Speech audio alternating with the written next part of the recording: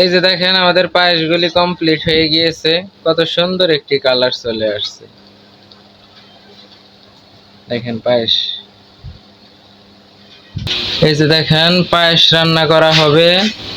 এখানে দুধ, চিনি, তারপরে আছে তেজপাতা, ধলা গোটা, খাল, লবণ, কিশমিশ এবং এই চিনি গুঁড়া চাউল। চিনি গুঁড়া চাউলের পায়েস খুব মজা হয় খেতে, আর একদম খাঁটি দুধ। আমরা গরুর দুধ পাতিলে দিয়ে দিতেছি, একদম খাঁটি গরুর দুধ, কোনো পানি ব্যবহার করব না। আপনারা চাইলে প্যাকেটের দুধ ব্যবহার করতে পারেন, কিন্তু আমরা প্রকৃত গরুর দুধই ব্যবহার করতেছি। পায়েসের জন্য সব থেকে ভালো হয় যদি আপনারা গরুর দুধ ব্যবহার করতে পারেন। পরিমাণ মতো এখন আমরা লবণ দিয়ে দেব। দেখেন দুধটা কত সুন্দর বলক উঠে গিয়েছে।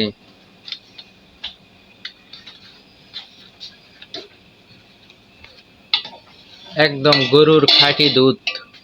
এখন আমরা কালিজিরা চাউলগুলো দিয়ে দিব।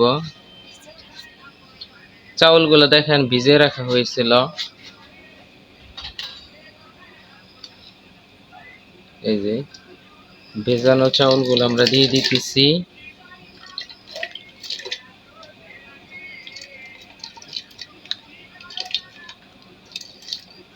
কালো জিরা চাউল কিন্তু অনেক স্যান্ট, কালো জিরা চাউল দেওয়ার চেষ্টা করবেন।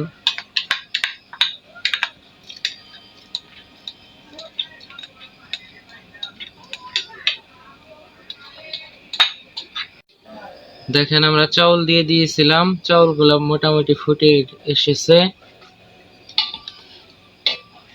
এই দেখেন চাউল প্রায় ফুটে গিয়েছে। চাউলটা ফুটে যাওয়ার পর আমরা চিনি দিয়ে দেব। দেখেন কত সুন্দর একটি কালার চলে আসছে পায়েসের। খাঁটি গরুর দুধের পায়েস, একদম পারফেক্ট।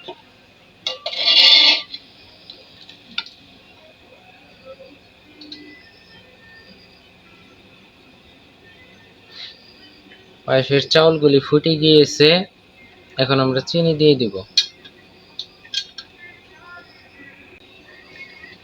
চিনি দিয়ে দিতেছি আমরা 3 চামচ পরিমাণে চিনি দিব।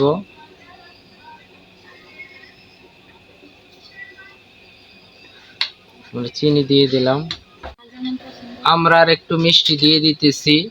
অনেকে মিষ্টি কম খায়, অনেকে মিষ্টি বেশি খায়।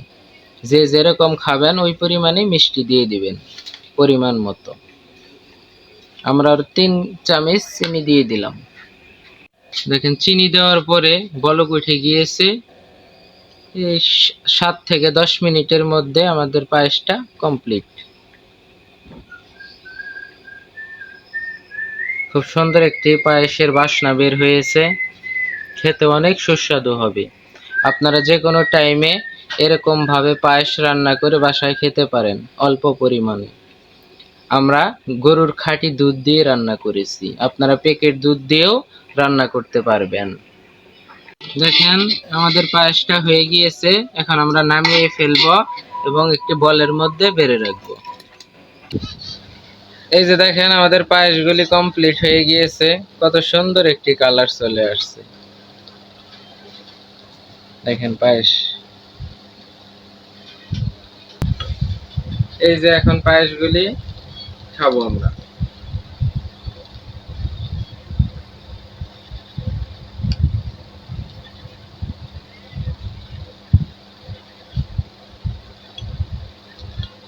এই দেখেন খাঁটি গরুর দুধের স্পেশাল পায়েস। এই দেখেন কত সুন্দর একটি পায়েস।